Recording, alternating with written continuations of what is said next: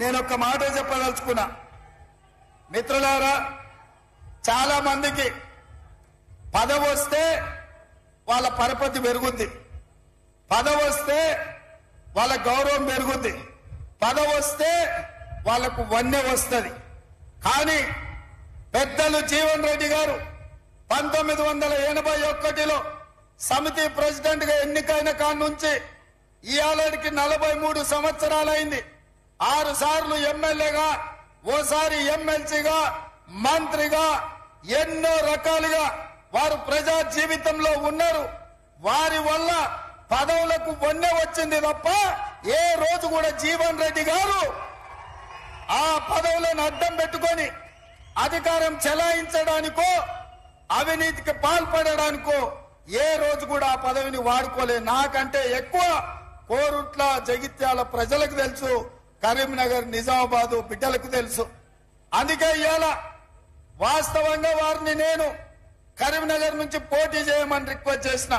గతంలో వారు చేసేది కాబట్టి వారు అన్నారు,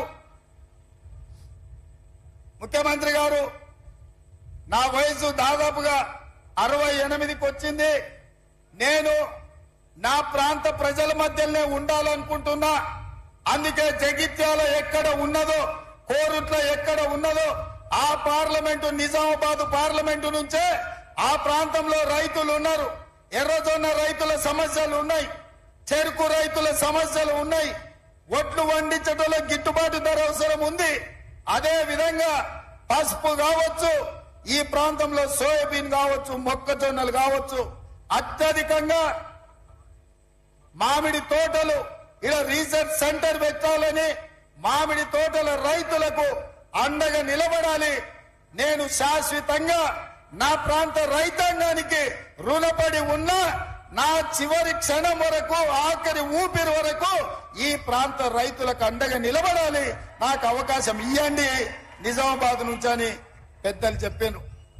నేను సోనియా గాంధీ గారికి, రాహుల్ గాంధీ గారికి చెప్పిన, లేదు పెద్దలు జీవన్ రెడ్డి గారు ఈసారి నిజామాబాద్ నుంచి పోటీ చేయాలనుకుంటున్నారు, వారు విజ్ఞప్తిని మనము నిర్ణయం తీసుకోవాలి అని. వారు ఒకవేళ అట్లానే అనుకుంటే ఏం అభ్యంతరం లేదు, నిజామాబాద్ నుంచి పోటీ పెట్టు, మరి గెలిపించే బాధ్యత నీది సుదర్శన్ రెడ్డిదని నాకు చెప్పిండ్రు.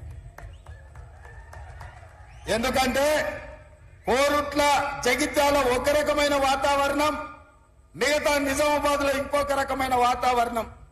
అందుకోసం మరి ఎట్లా అంటే నేను వారికి చెప్పిన, నిజామాబాద్ జిల్లాలో ఉండే భూపత్ రెడ్డి కావచ్చు, ఎరావత్ అనిల్ కావచ్చు, సుదర్శన్ రెడ్డి కావచ్చు, మానాల మోహన్ రెడ్డి కావచ్చు, సునీల్ రెడ్డి కావచ్చు, వినయ్ రెడ్డి కావచ్చు, మహేష్ కుమార్ గౌడ్ గారు కావచ్చు, మహమ్మద్ అలీ షబ్బీర్ గారు కావచ్చు, వాళ్ళందరినీ కలుపుకొని ఖచ్చితంగా నిజామాబాద్ పార్లమెంట్ లో పెద్దలు జీవన్ రెడ్డి గారిని గెలిపించి ఢిల్లీకి పంపిస్తా.